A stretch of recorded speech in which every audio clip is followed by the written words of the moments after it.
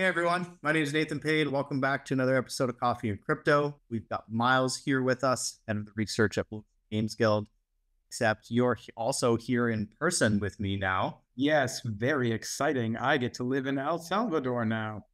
right? Me too. And we're gonna get kind of a studio setup going here, so we don't have to Zoom anymore. So you're just in the room down the way there.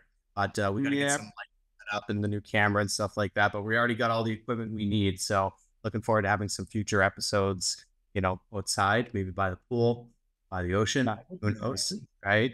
Might be a little bit of a nightmare for the audio for close to the ocean, but maybe the pool will be better for that.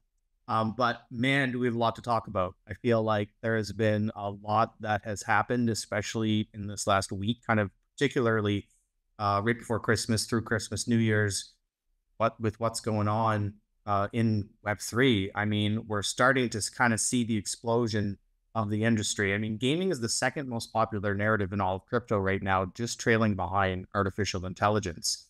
And let's talk about Honeyland, because I think that's one that kind of right away was like, wow, this is kind of the first Apple approved crypto game I've really seen. We've seen some other games get on the App Store, but they're kind of skirting around things. And it wasn't necessarily that they were compliant. I feel like Honeyland's kind of the first official one. Yeah.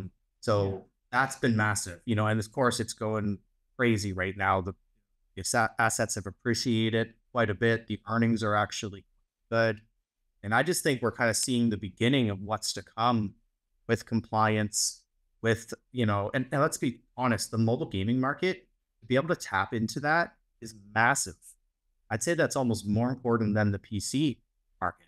Yeah. But So the Honeyland game, I think it kind of reminds me of that Karma vs. Zombie game that we played a little while back, in that it is kind of like a base builder slash PvP battler sort of deal. And there's like, I guess you would call it farming or like a gathering that goes on in the game. But the big difference between Karmaverse and this game is that the Karmaverse game sort of flew under the Apple and Google radar and just decided to do their own thing. Now, they had a really high retention rate for the game. The game was good and addictive and attentive, but they weren't able to gather that many users to actually play it because, again, they weren't on the app stores that like Google App Store and the Apple App Store or even Epic Games and those places. Yeah. So this Honeyland game, it didn't come out just now. It came out about, I would say, about a year and a half ago. And it was about 25 days ago that it actually got its approval on the App Store. And the big thing that they did is they created a game that is almost entirely off chain. And so whenever somebody makes a microtransaction purchase inside their game with their credit card or their Apple Pay or whatever they want to use, they get their game tokens. That's all happening off chain. And then metadata is sent to the company who runs the game. They basically take that data and they make purchases or make reconcilements on the actual Web3 marketplace to get you your value, whatever it is that you might be. So suppose you were to buy some tokens in the game and pay some fiat money, and then later on, not even that far later on, they will take that sort of order that you made and reconcile it on the marketplace, buy some tokens on the marketplace on your behalf. And so the entire actual app is off chain, but it still interacts with the blockchain in a way where when you put money in, it's affecting the token price. So it's very, very exciting that way. I thought it was clever the way that they did that, right? Like you can buy their token from a microtransaction, but like you said, it's actually off chain and they're reconciling it on the back end. But then immediately the question a lot of people have is, well, why would I do that? Because if I'm paying an inflated price, we know Apple takes 30%, for example. Why wouldn't I just go onto an exchange and buy the token or a swap? And absolutely, you can still do that. So what they're doing is they're adding little goodies like loot boxes and items and things to kind of sweeten it so that it can make up for that difference when you make the microtransaction. But I think the big thing is a Web2 player can pick up, play this game, totally have a full experience and not even have to understand anything about a wallet or crypto whatsoever. And their purchases are still impacting the token price. So now we've got liquidity from Web2 non-onboarded crypto people into the token. Like I just thought this was really clever. And it's interesting. I think we're going to see a lot of these like different kind of models from how games have figured it out over the last year to get to this point or 2 years. And on that note, the second game that we kind of noticed right away that came on the App Store after Honeyland was Monstera. What I like about this, Right. the app icon itself literally says crypto. Like they're not hiding it. They're more in your face about it. And what the game has done, for one, I'm actually quite enjoying it. It is like a base builder. I wouldn't say Honeyland's a base builder because it's more just like resource harvesting. I suppose it's more resource management, and then you have base building in this game. And the truth is, the Monstera game is super exciting because it kind of blends all of the elements of Clash of Clans and most of the elements of Axie Infinity to make this sort of unique base builder game that's it's got a lot of building and a lot of like mapping out your skill choices and how you want to build your characters and if you want to attack or defend and all that stuff, which makes it a lot more fun than just a harvesting game. So what's really unique about Monstera and what it does completely different than Honeyland is a very seamless experience, right? You don't need to understand anything about crypto. With Monstera, it's kind of the opposite. The crypto's right in your face. It's got 4 wallets. You've got Binance, AVAX, OKX, and Aura. And you can actually create a wallet or import it right in the game. What I thought was really impressive, say you make a Binance wallet right in the game, you can export your private key, bring it over to MetaMask, go do what you need to do with your tokens. You can see that balance in the game and actually interact with your tokens and use and make transactions and do things in the actual mobile app as if you're using your MetaMask wallet. So I feel like they're very crypto. They're being very upfront about that it is crypto. But seeing the wallet integration, how well that works, I really like that. And it's interesting too, because they have a synthetic version of one of their secondary tokens. There's the monster token and then there's the mag token, and they have the S mag. I remember it took us a little bit kind of figuring out, well, can that S mag actually be converted into mag? And the answer is no, but you're going to use the S mag to progress your base, get further into the game so you can get into the loop of doing the daily plus quests, where essentially you're going to do those quests to get an NFT, which then you burn.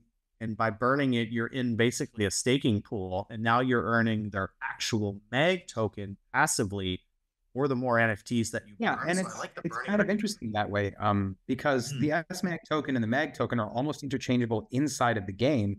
Just about anything that you can pay MAG token for, you could instead pay SMAG token for.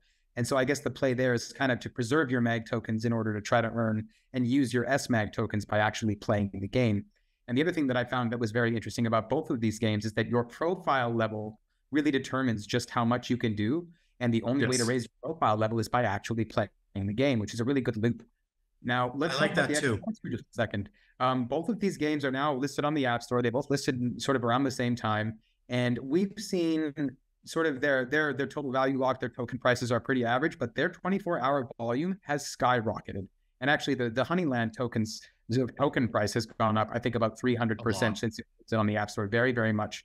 And that's because we've got a whole bunch of new faces coming into this game who are either they are crypto or they aren't. But the point is that they're affecting the liquidity of the game. And I think that is super, super exciting. This formula is super exciting for any sort of game that might want to list on the App Store. They might want to do this sort of thing. There's a lot of untapped potential there, and it's now accessible. And I'm very We've been talking about this. We've been talking about this during the whole bear market. It's like there's going to be another resource farming game or a clicker or something that kind of takes off when we kind of get to the beginning of the bull run. It's going to lead GameFi, and we've got Mavia right around the corner. I'll talk about that in a second. But I feel like Honeyland is kind of that first, actually big time, I would say, was the first one. As that came out, nice airdrop. People were making good money if they had the assets. Kind of getting in afterwards got a little bit complicated because they were balancing some of the earnings. Like they changed the time wardens, crafting the hourglasses, and then they changed the cracked hourglasses from the spaces. So they're kind of balancing the economy, which is good, but it's difficult as a business to enter. You know that your business model can be adjusted unless you already held everything. Or Honeyland is like, no, here's the assets here. You play, you can earn right now, like get in the game. However, there is a 7-day training period that really limits you in the beginning. They did say they're going to work on removing or skipping this, but I actually think it's good and bad. It's good because it prevents people from aping in without understanding the complexities of the game. And you really need to. You can buy the wrong NFTs. You don't know what you're doing. It really leads you through it. But I do see that as kind of a limitation. But at the same time, I got in, I realized, well, everyone else jumping in is in the same limitation too. The more I can learn quicker and the faster I can make moves on some of the floor prices or some of the NFTs, that might give me an advantage.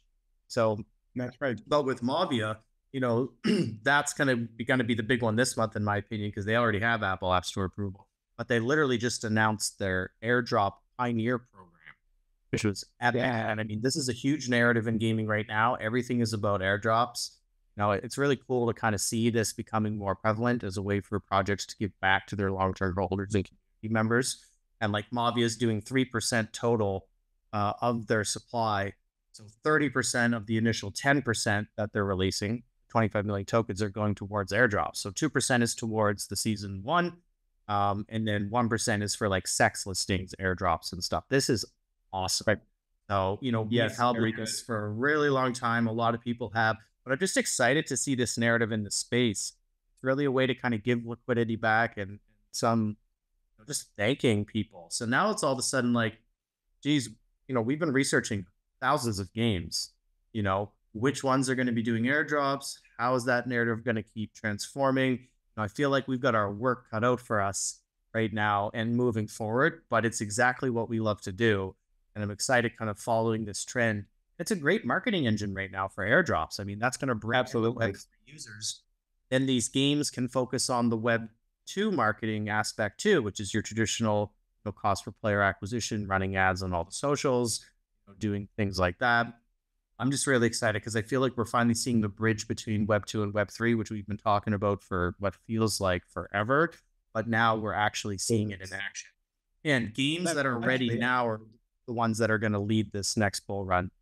I do think I wanted to mention that when we were doing our initial research about the Honeyland game and the Monstera game, one thing that was really interesting about the Monstera game is that if you look at the total value, like the fully diluted valuation of the game right now and its token price right now, and then you look at the same token prices from 7 or 8 months ago in someone's YouTube video, they're actually about the same. And what's really changed is that 24-hour volume. They have 6 times the 24-hour volume that they had back in the bear market, which is really, really exciting. That just means that this is the very beginning of everything sort of coming up. You know what I mean? Monstera is like that. Honeyland is a little different. Honeyland's market cap definitely went up a lot, but you're right about the valuations and stuff. And it's kind of, there's an argument too, like, this is still early, even though it doesn't feel like it, right? But if we're that's the point I want to make, yeah.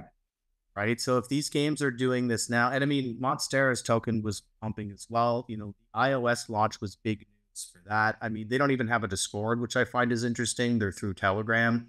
So that was kind of weird when we were doing the research. We're like, oh, it's just on Telegram. That's fine though. They have a good gameplay loop. They have a good game. They're on the Apple App Store.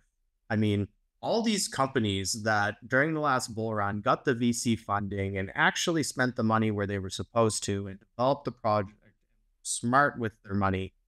Now they're getting the chance to kind of finally get out of the gate and release it. And I know we're in for a wild ride, and I'm just excited that this is the industry that we're focused on. This is our specialty. And everyone watching here is excited for what's to come and what's going on right now too, because I sure am. So yeah, I guess we can talk a little bit about how Bog is moving a little. Some of us are moving to El Salvador. We have sort of like a home base here in El Salvador now, and some of our members have decided to move down. Things are really, really nice here, and they're very crypto friendly here. And the cost of living is not super outrageous either. So it's very exciting to be in a place that that is, people are more comfortable and the weather is always nice and you're by the beach. And that's very different, from what we're used to, the mountains and the cold in Canada. So I'm just very excited to be here and to share this place with you guys. Super, super great. Yeah, it feels like we're perfectly positioned, right? Like we've moved to the land of crypto, got away from the burden of, Uncle Sam taxes, all of that, where we can use Bitcoin to buy anything we want around us. Things are very liquid here. People are excited about the future. Now we can go into this bull run with like a weight off our shoulder, instead of having to worry about all the capital gains taxes and everything and how that's going to impact. Yeah. So the big question I think on everybody's minds is sort of like, and I'm not going to make a price prediction, but price prediction. What's going to happen in the next few months? Is there going to be the ETF approval? Is that going to be the catalyst that pops everything off? And the honest truth is, while it is a catalyst, and whether it does or it doesn't happen, like suppose it doesn't happen and we don't see an ETF approval until March, we might see a small pullback in BTC. It might even be a medium-sized pullback to like the 20-week SMA, which be like a $36,000 price in BTC. But I don't think that's going to really change the narrative of how all of these projects are now coming to fruition. They're getting their approval on the App Store. People are actually able to download and play them now, and they're a lot of fun. And there's another project that isn't really up to, they're in their early alpha right now. It's called Project Awakening. Now, there's not a whole lot I can say about that, but it is a really, really fun space game that should be coming out pretty soon. And, that's something to look forward to that's not really related to the mobile market. So there's lots of things popping off of the mobile market, things popping off in the mobile market with respect to gaming. So whether or not we see an ETF approval for BTC, I still think that, we're off to the races with all of our games now. It's very exciting. I mean, we can say that Project Awakening is created by the creators of EVE Online, right? Like that's right. That's they about all they did an alpha test and there was NDAs that had to be signed. So I know that's why you're being careful there. But that's right. It's basically EVE Online for crypto.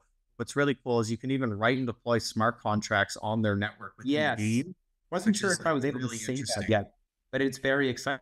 And because of that, we've seen a couple of ERC20 compatible tokens from within the game make their way into greater circulation in the metaverse. And that is a huge, huge development. That means that there's, 10,000 people want to start a huge corporation like they had in EVE Online and power it with actual money. Their token will be powered with actual money, and it will have value. You know what I mean? Whether it's inside of the ecosystem of the game or outside as a speculative trade, it will have value. And that's very, two things are gonna happen here. We've got the games that are ready to deploy that are kind of gonna lead the charge.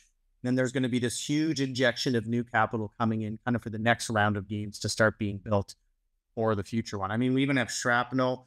That's one that's been massive right now. That's some, I have some of their assets. I've been very excited. That is set up for success in a lot of incredible ways, community-driven content. I mean, even some of the drops that they've been doing for people now and stuff. I mean, dude, I feel like we got to fasten our seatbelts because like yesterday, I felt like every couple hours I was finding a new project and I'm like, we research these for a living.